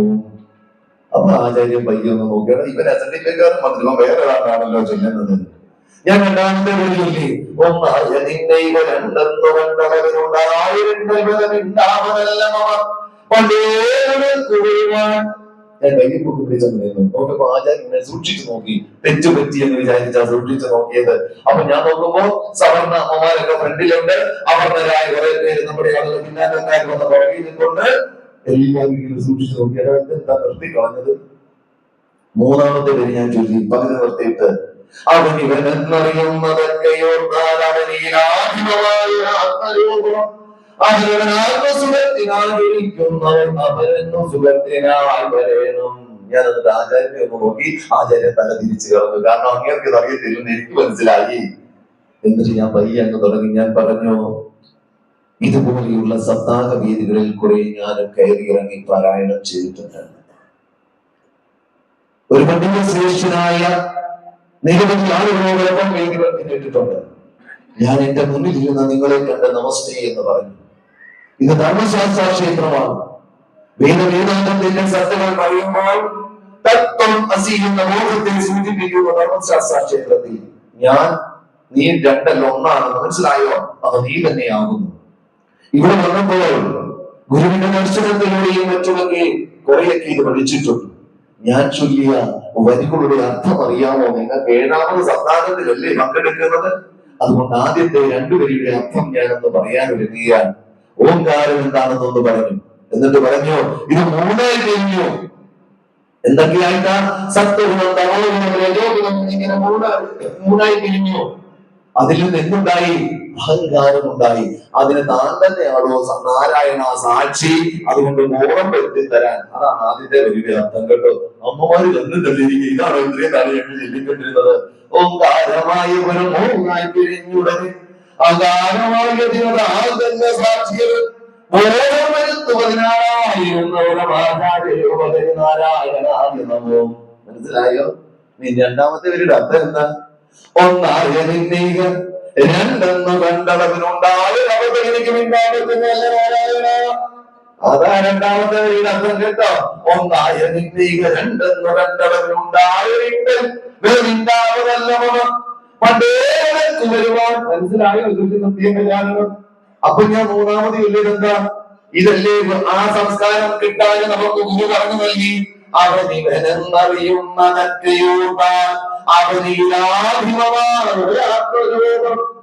ഇതല്ലേ ഗുരു പറഞ്ഞു നല്ലത്. മറ്റേത് പഠിച്ചപ്പോ ജനിക്കാൻ തീ ഒഴിക്കുമെന്ന് വെച്ചോണ്ട് ബോധമില്ലാതെ നടന്നവനോടായത് പറഞ്ഞു തന്നത്. ഇനി അതും മനസ്സിലാകത്തില്ല. ഇച്ചൂടെ ആയിക്കോട്ടെ. കാണപ്പെടുന്നതൊക്കെയും സ്ഥൂലം സൂക്ഷ്മം കാരണം ഇനി ബോധരൂപങ്ങളോടുകൂടിയതും പരമാത്മാവിൽ നിന്നുണ്ടായി അതിൽ തന്നെ ഇരിക്കുന്നതുമാകുന്നു. അതിനാൽ പരമാത്മാവല്ലാതെ വേറൊന്നുമില്ല. ഈ ബോധമുള്ളത് കൊണ്ട് എന്റെ മുന്നിലിരിക്കുന്ന നിങ്ങളും ഞാനും രണ്ടല്ല. സത്തുള്ളവരാണ് ഇരിക്കുന്നത്, സത്ത് പോയവരല്ല. ആ സത്തും ഈ സത്തും എന്ന് പറഞ്ഞാൽ ആത്മചൈതന്യം ഒന്നിൽ നിന്നുണ്ടായതാണെന്ന ബോധമുള്ളത് കൊണ്ടാണ് ഞാനുമല്ല നീയുമല്ല നാം ഒന്നാണെന്ന സുവിദിതമായി ഈ ഭാരത സംസ്കാരത്തിൽ നാം കാണിക്കുന്ന ഒരു സിംബലാണ്. എന്താ? നമസ്തേ എന്ന് പറഞ്ഞാൽ ഞാനുമല്ല നീയുമല്ല നാം ഒന്നാണെന്ന്. മനസ്സിലായോ? ഇത് കണ്ടിട്ട് ഞാൻ നിങ്ങളോട് നമസ്തേ പറഞ്ഞിട്ട് നിങ്ങളൊരാളെ കണ്ട് നമസ്തേ പറഞ്ഞിട്ട് അവർ തിരിച്ചു പറഞ്ഞില്ലെങ്കിൽ എന്ത് വിചാരിച്ചോണം? കേട്ട ആൾക്ക് എന്ത് ബോധമില്ല, അദ്വൈത ബോധമില്ല എന്ന് മനസ്സിലാക്കിയിട്ടാണ്. അതുകൊണ്ട് എല്ലാവർക്കും നമസ്തേ എന്ന് പറഞ്ഞിട്ട് ഞാൻ ആചാര്യനെ നോക്കിയപ്പോ ആചാര്യന്റെ ഇങ്ങനെ ഇരിപ്പുണ്ട് അവിടെ. അപ്പൊ ഞാൻ നോട്ടീസ് ഒന്ന് മരിച്ചു നോക്കിയത് ഇങ്ങനെ എന്താ എനിക്ക് നമസ്തേ പറയാനേ. അപ്പോഴാണ് മനസ്സിലായത് അങ്ങേര് വാലുള്ള മനുഷ്യനായിരുന്നു കേട്ടാ. വാലുള്ളവരെ കണ്ടിട്ടില്ല? ആ വാലുള്ള മനുഷ്യർക്കുണ്ട്. എനിക്ക് സുരേഷ് പരമേശ്വരൻ വരും, എന്റെ അച്ഛന്റെ പേര് വരെ ഉള്ളൂ കേട്ടോ. പക്ഷെ ഞാൻ മരിച്ചു നോക്കിയപ്പോ അങ്ങേരുടെ പേരിന്റെ താഴോട്ട് ചർമ്മയോ വർമ്മയോ ഏതാണ്ടൊക്കെ സാധനം നീണ്ടു കിടപ്പുണ്ട്. അപ്പൊ മനസ്സിലായി അങ്ങനെ ഈ വാലുള്ളതുകൊണ്ട് നമ്മൾ ചോദിക്കുന്ന കാര്യമല്ലേ ഈ വാലുള്ളതിനെ വിലയിരുത്തുന്ന. അപ്പൊ ഈ വാലില്ലാത്തവരെ കണ്ടാൽ കണ്ട് അതുകൊണ്ടാണ് കൂടുതൽ വഴക്കിട്ട് നിരക്കിട്ട വാലില്ലാത്തതുകൊണ്ടാണ് കേട്ടോ. അപ്പോ ഈ വാലുണ്ടാകാൻ മറ്റു ഭാഗമൊന്നും നമ്മുടെ അമ്മമാർക്ക് അറിയത്തില്ലായിരുന്നു കേട്ടോ. അതുകൊണ്ട് നിങ്ങൾ പറയുന്നില്ല. പണ്ടേ നമ്മളെ ഒരിക്കലേ നമ്മുടെ മന്നത്ത് പത്മനാഭൻ ഒരിക്കൽ ശങ്കർ സാറിനോട് പറഞ്ഞേ പന്നി വെച്ച് കൂട്ടുന്ന പോലെ കുഞ്ഞുങ്ങളെ പെട്ട് കൊണ്ടുപോകാൻ ഈടവര് ചുട്ട കൈക്ക് മറുപടി കൊടുത്തു. ശങ്കർ സാറ് പന്ന് തെറ്റ് കൂട്ടിയ പോലെ കൂട്ടിയാലും തന്തയാരാണെന്ന് തിരിച്ചറിയാമെന്ന്. ശരിയാണോ ഞാൻ പറഞ്ഞത്? അതാണ് ഞാൻ പറഞ്ഞത്. ഈ ഒരു മഹത്വം ഉണ്ടായിരുന്ന നമ്മുടെ അമ്മമാർക്ക്. അതുകൊണ്ടാണ് നമുക്ക് വാലില്ലാതെ പോയത് കേട്ടോ. ഇല്ലെങ്കിൽ ഏതെങ്കിലും വാല് നമുക്ക് വിടാൻ പറ്റിയേനെ. ഇത്രയെങ്കിലും ആ തന്ത്രമുഖ്യം ഒന്ന് അറിഞ്ഞിരിക്കുന്നതാണ് നല്ലൊരുമാണിക്കെതിരെ തന്ത്രമുഖ്യം കേട്ടോ. ഇനിയും ഉണ്ടാവാതിരിക്കണമെങ്കിൽ ഈ സമൂഹത്തിൽ വിപത്തിലെ പോരാടണമെങ്കിൽ പ്രിയപ്പെട്ടവരെ ഈ സമൂഹത്തിൽ പണ്ട് നിങ്ങളുടെ അമ്മൂമ്മമാരെ നമ്മുടെ അമ്മൂമ്മമാരെ പുരികുളിപ്പിച്ചുകൊണ്ട് ഒരു സമൂഹത്തെ ഇല്ലായ്മ ചെയ്തെങ്കിൽ ഇതാ അടുത്ത തലമുറയിൽ നിങ്ങളുടെ മക്കൾക്ക് മക്കളുണ്ടാവില്ല. തീരുക തലമുറ. സംശയമുണ്ടോ? സംശയമുണ്ടോ നിങ്ങൾക്ക്? ഇന്ന് പൊടിയല്ല കുടിപ്പിക്കുന്നത്, ജ്യൂസ് മൂക്കി വലിക്കുന്ന സാധനം എന്റെ അമ്മേ എന്റെ സാധനത്തെയാണ്. നിങ്ങൾ ഒത്തു നോക്കിയോളൂ. ഇത് രസമാണെന്നാണ് വിചാരിക്കുന്നത്. കുഞ്ഞുങ്ങളൊന്നും ഉണ്ടാകത്തില്ല. ലക്ഷ്യം ദീർഘവീക്ഷണമാണ്. അവര് നട്ടത് നെല്ലല്ല, അവര് നട്ടത് ചേരിയല്ല, അവര് നട്ടത് വലിയ വനവൃക്ഷമാ. അവര് കുറെ കാലം കഴിഞ്ഞിട്ടാണ് അന്നീ ഒറ്റ സാധനം തുറക്കത്തില്ല. തേക്കിന്റെ കാലം എല്ലാം തുറന്നു ഒന്നും കണ്ടിട്ടുണ്ടോ? അവര് തേക്കാൻ വെച്ചിരിക്കുന്നത്. ഇപ്പൊ നിങ്ങളോർക്കും ഇടയ്ക്ക് രണ്ട് വാഴ നടാ, ഇടയ്ക്ക് രണ്ട് കപ്പ. നമുക്ക് ഈ കപ്പയും വാഴയും കൊണ്ടുപോകാൻ മതിയില്ല. അവര് തേക്കാണ് കണ്ടിരിക്കുന്നത്. ഒരു സാധനം കുരുക്കത്തില്ല അവിടെ. ഈ വൃക്ഷം മാത്രമേ കാണൂ. ഈ തരത്തിലേക്കാണ് ഈ സമൂഹം ഇന്ന് പോയിക്കൊണ്ടിരിക്കുന്നത് മനസ്സിലാക്കിക്കൊള്ളുക. അതുകൊണ്ട് നമ്മുടെ മക്കളെയൊക്കെ ബോധവൽക്കരിക്കണം. എടാ മോനെ, ഇവിടെ ഇത്തരത്തിലുള്ള കേസുകളിൽ വിതരണക്കാരിൽ പിടിക്കപ്പെടുന്നത് മുഴുവനാണ്. പത്രത്തിൽ നോക്കിട്ട് പറഞ്ഞാൽ സുരേഷ് ഗണേശന്റെ വാക്കൊന്നും കേൾക്കണ്ട. ഇത് വിതരണം ചെയ്യുന്നവരിൽ ഏറ്റവും കൂടുതൽ പിടിക്കപ്പെടുന്നത് ഏത് മതസ്ഥരാണെന്ന് നിങ്ങൾ നോക്കുക. എന്നാൽ ഇതിന്റെ ഉപയോക്താക്കളിൽ ഏറ്റവും കൂടുതൽ ഹോസ്പിറ്റലുകളിലും മരണത്തിനും കീഴടങ്ങുന്നത് ഏത് മതസ്ഥരാണെന്ന് നിങ്ങൾ നോക്കുക. എന്നിട്ട് ഞാൻ പറഞ്ഞത് നിങ്ങൾ വിലയിരുത്തിയാൽ മതി. ഓർത്തുകൊള്ളുക, സമൂഹം വലിയ വിപത്തിലേക്കാണ് പോകുന്നത്. അതുണ്ടാവാതിരിക്കണമെങ്കിൽ ഭഗവാൻ കൽപ്പിച്ചരുളിയ ഈ കൊച്ചു പുസ്തകം എടുത്ത് കയ്യിൽ പിടിക്ക്. എവിടെ പോകുമ്പോഴും കരയാതെ, ഏത് നാട്ടിൽ പോയാലും ആ പുസ്തകത്തിൽ പറഞ്ഞിട്ടുണ്ട് അനുസരിച്ച് നിങ്ങളൊന്ന് ജീവിക്കുക. അതല്ലേ അവർ ചെയ്തത്. ഒരു പുസ്തകം, ഒരു കൈ രാമായണം, ഒരു കൈ ഭാഗവതം, ഒരു കൈ നടക്കണ്ട.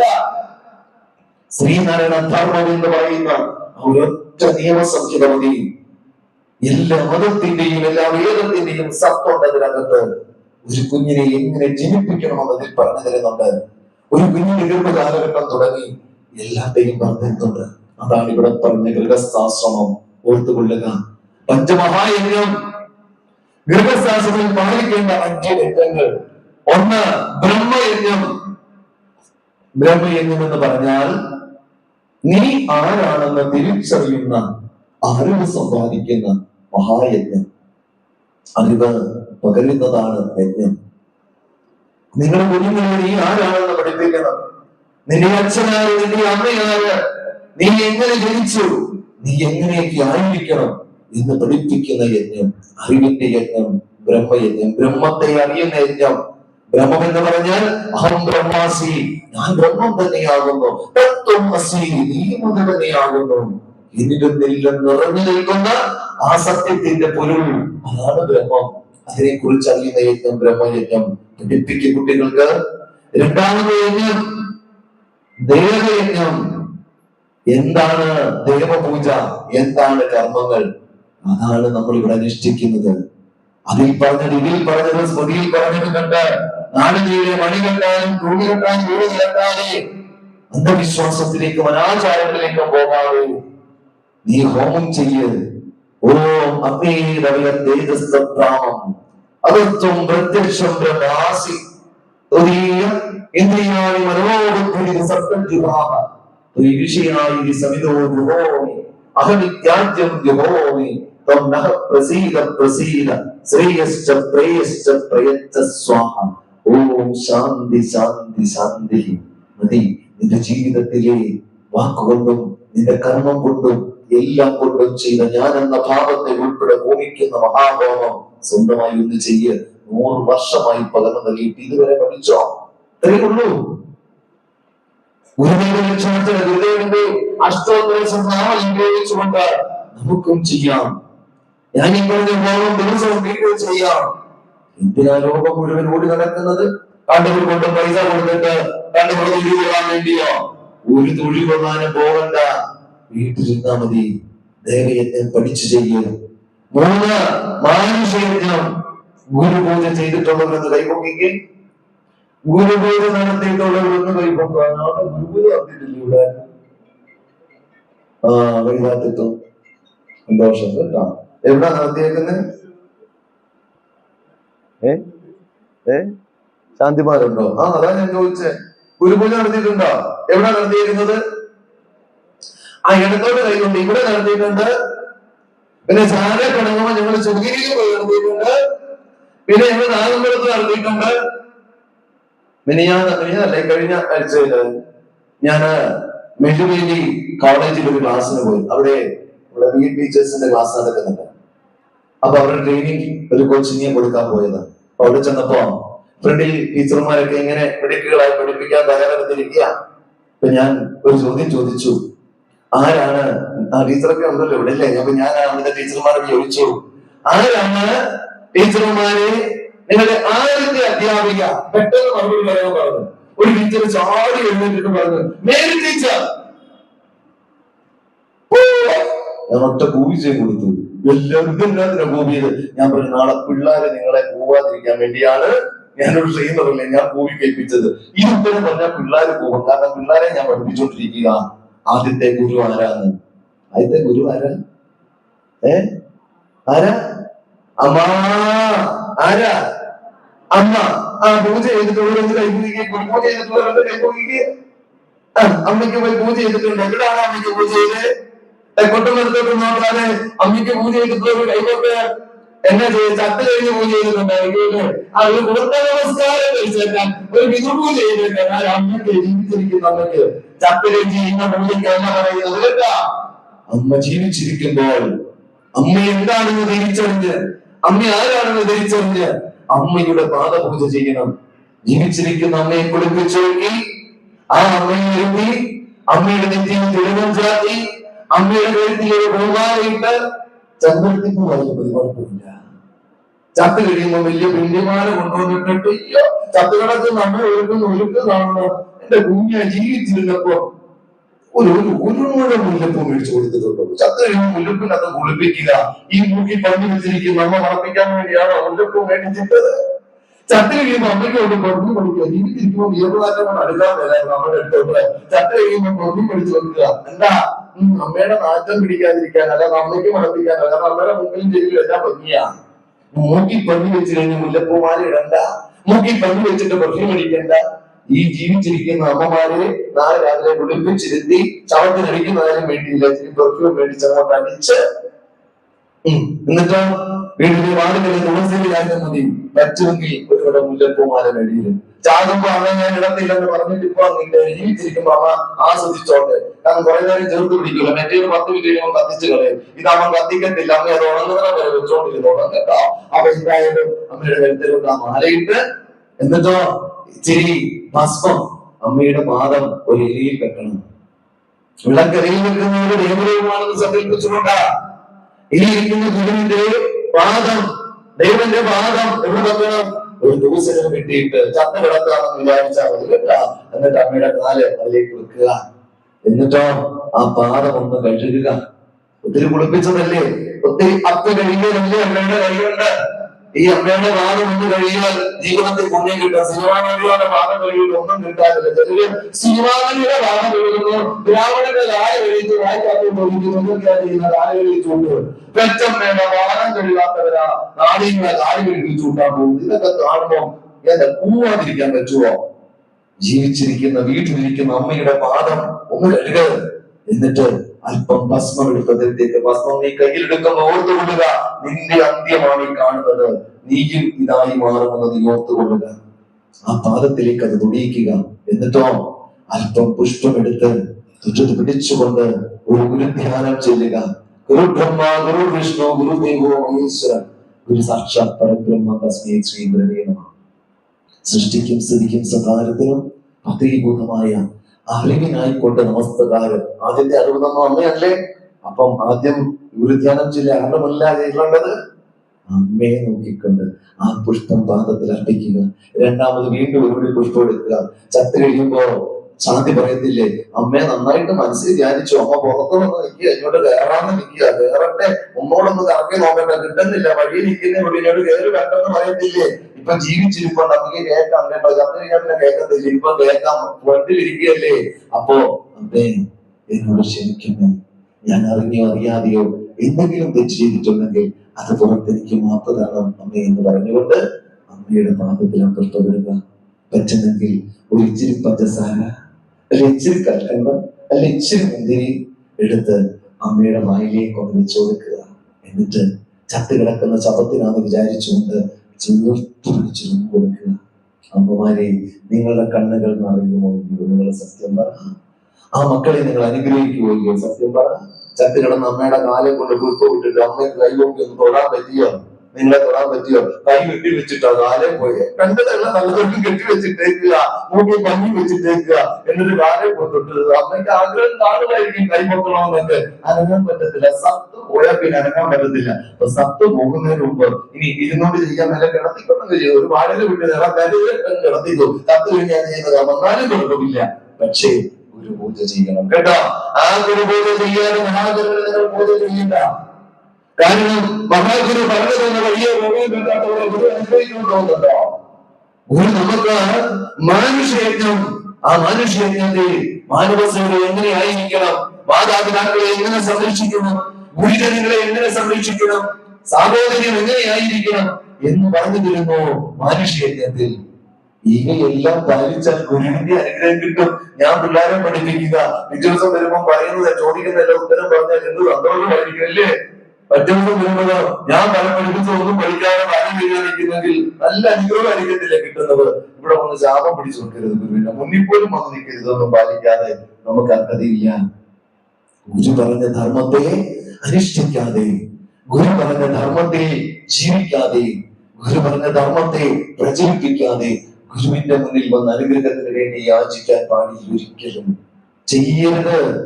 അതാണ് ഞാൻ പറഞ്ഞത്. ഇപ്പൊ ഞാൻ വന്നല്ലോ, ഇന്ന് നിങ്ങൾ കണ്ടോ, ഞാൻ കൊണ്ട് കയറിയിട്ട് തൊഴുതില്ലല്ലോ. എന്താ കാര്യം? ഞാൻ ഇന്ന് രാവിലെ ഇറങ്ങിയതാണ്, മീനും ഇറച്ചിയൊന്നും കൂട്ടിയില്ല. പക്ഷേ ഞാൻ ഇന്ന് രാവിലെ മുതൽ യാത്ര, ഉച്ച കഴിഞ്ഞ് വന്ന ക്ലാസ് അപ്പം ഉയർന്നിട്ടുണ്ട്. ഗുരു ഏറ്റവും കൂടുതൽ ശുദ്ധി വേണമെന്ന് പറയുന്ന ആളാണ് അല്ലേ? സശരീരനായിരിക്കുമ്പോൾ ശുദ്ധി വേണമെന്നാണ് ഗുരു പറഞ്ഞത്. അപ്പോ ഈ കണ്ട നാട് മുഴുവൻ കറങ്ങിയിട്ട് വന്ന് ഓടിച്ചെന്ന് വളരെ ശുദ്ധമായിരിക്കുന്ന ആ ക്ഷേത്രത്തെ എന്റെ വിയർപ്പിന്റെ ഗന്ധം കൊണ്ട് പോലും മലീമസമാക്കാൻ ഞാൻ ആഗ്രഹിക്കുന്നില്ല. അവിടെ ഞാൻ പോയി ഞാൻ ഗുരുവിനോട് അനുഗ്രഹത്തിന് വേണ്ടി യാചിച്ചാൽ ശാപമേ തരികയുള്ളൂ. ഓർത്തുകൊള്ളുക, ഇങ്ങനെ മനസ്സിലേക്ക് ഭംഗിയുണ്ടാക്കുക. ഇതാണ് മനുഷ്യയജ്ഞം.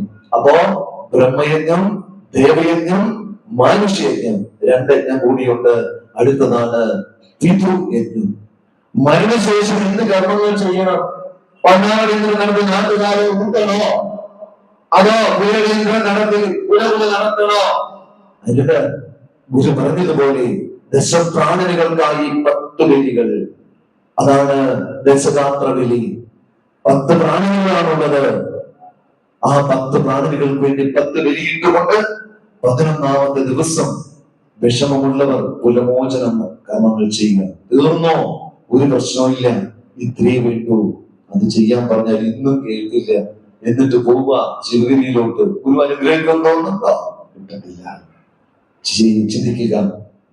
നമ്മുടെ മരണാനന്തര കർമ്മങ്ങളും പിതൃകർമ്മങ്ങളും എങ്ങനെയാണെന്ന് തിരിച്ചറിഞ്ഞേ ചെയ്യാവൂ. 5ാമത്തെ യജ്ഞമാണ് ഭൂതയജ്ഞം.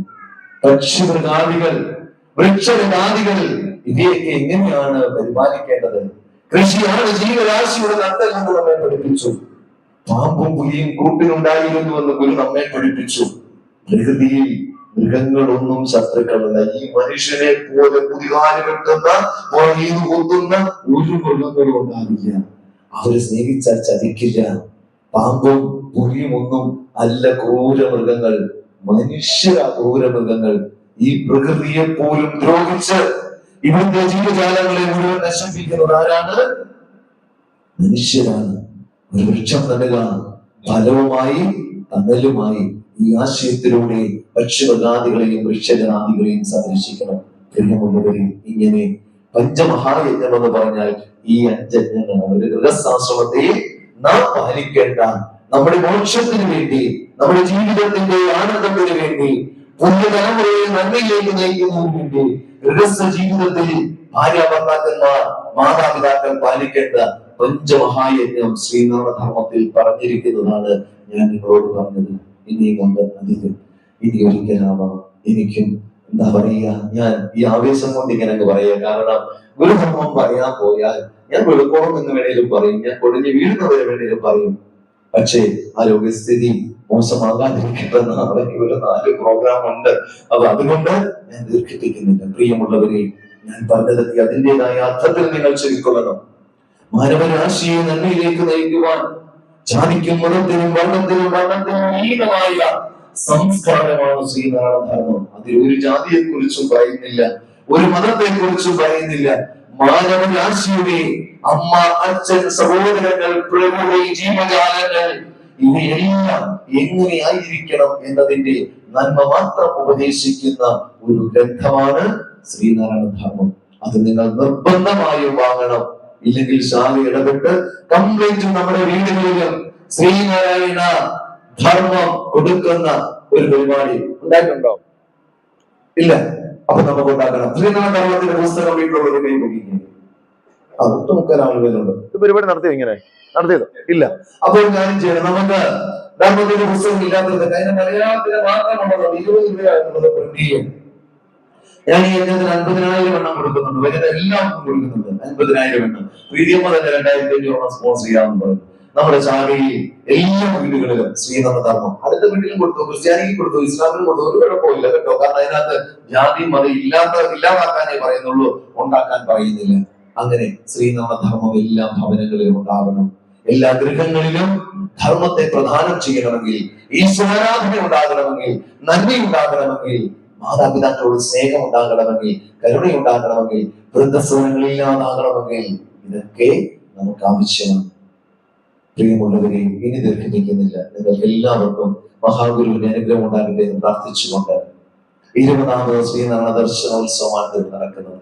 വളരെ മാതൃകാപരമായി ഞാൻ യൂണിയൻ സെക്രട്ടറിയും യൂണിയൻ കൗൺസിലറും ഒക്കെ ആകുന്നതിന് മുമ്പ് പ്രഭാഷകനായി കൗൺസിലറായും ഒക്കെ വന്നിട്ടുള്ള വേദിയാണ്. എനിക്ക് തോന്നുന്നു ഒരു 10-25 പ്രാവശ്യത്തിൽ കൂടുതൽ ഞാൻ ഇവിടെ വന്നിട്ടുള്ളതാണ് എന്റെ വിശ്വാസം. അതുപോലെ ആത്മബന്ധമുള്ള ശാഖ, എല്ലാവരുമായി മാനസികമായി പൊരുത്തമുള്ള ശാഖ. എനിക്ക് നിങ്ങളോട് തുറന്നു പറയാൻ പറ്റുന്നത് കൊണ്ടാണ് ഒരു വീട്ടിൽ നിന്ന് പറയുന്നത് പോലെ സധൈര്യം ഞാൻ എല്ലാം തുറന്നു പറയുന്നത്. കാരണം നമ്മുടെ കുടുംബത്തുള്ളവർ നന്നാകാതെ പുറത്തുള്ളവരെ നന്നാക്കിയിട്ട് വല്ല കാര്യമുണ്ടോ? അപ്പൊ തീർച്ചയായും നന്മയുള്ള ഒരു തലമുറയെ വാർത്തെടുക്കാൻ നമുക്ക് ഒറ്റക്കെട്ടായി ശ്രീനാഥധർമ്മത്തെ നെഞ്ചിലേറ്റിക്കൊണ്ട്, ശ്രീനാഥധർമ്മത്തെ പ്രചരിപ്പിച്ചുകൊണ്ട്, ശ്രീനാരായണ ദർശനം എന്നാൽ ഗുരുവിനെ കണ്ണുകൊണ്ട് കാണുന്നതല്ല ദർശനം എന്ന് പറയുന്നത്. ദർശനം എന്നത് അനുഭൂതിയിലൂടെ അറിയലാണ്. അങ്ങനെ ഗുരുവിന്റെ ദർശനത്തെ അറിയിച്ച് ഈ സമൂഹത്തെ നന്മയിലേക്ക് നയിക്കുവാൻ ശ്രീനാഥധർമ്മ പരിപാലന യോഗം 26ാം നമ്പർ മരിയപ്പള്ളി ശാഖയുടെ ഈ ശ്രീനാഥ ദർശനോത്സവത്തിന് സാധിക്കട്ടെ എന്ന് ആത്മാർത്ഥമായി പ്രാർത്ഥിച്ചുകൊണ്ട് 20ാമത് ശ്രീനാഥ ദർശനോത്സവം നിങ്ങൾ എല്ലാവരെയും അനുമതിയോടുകൂടി ശ്രീനാഥ പാദങ്ങളുടെ നാമത്തിൽ ഔപചാരികമായി ഉദ്ഘാടനം ചെയ്താൽ പ്രഖ്യാപിച്ചുകൊണ്ട് എന്റെ വാക്കുകൾക്ക് സമർപ്പിക്കുന്നു. നന്ദി, നമസ്കാരം. ഗുരുധർമ്മത്തിലേക്ക്